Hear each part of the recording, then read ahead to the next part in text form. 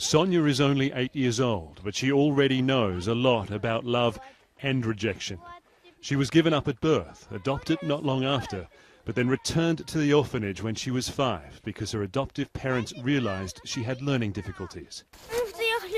"I'd like to go back to my family," she says. "I love them and they just left me." Stiopa spends most of his day in a wheelchair. He has spina bifida. His dream is for his condition to be cured, so a family will want to adopt him.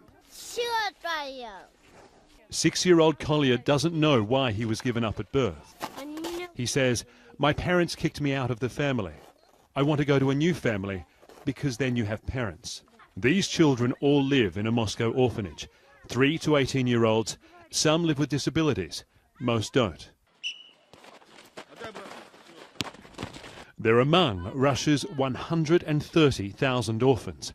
In 2011, only around 7,400 were adopted by Russian families. Despite the obvious need for more people who are willing to love these children, Russia has banned Americans from adopting here.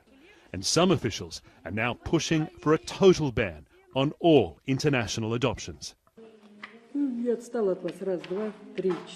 The orphanage director, Nadezhda Hrikina, supports international adoption because she says there aren't yet enough Russian families willing to do it. She says she hopes the government will now encourage more Russians to adopt. Some Russian officials fought for the ban on American adoptions because they claim Russian children are often mistreated in the United States. It was also a response to an American law targeting Russian human rights abusers.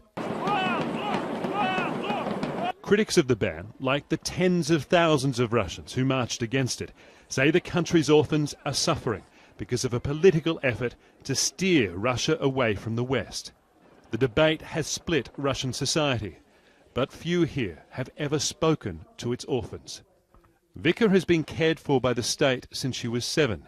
She's now 16 and no longer hopes to be adopted, but she says when she was younger she wanted it desperately.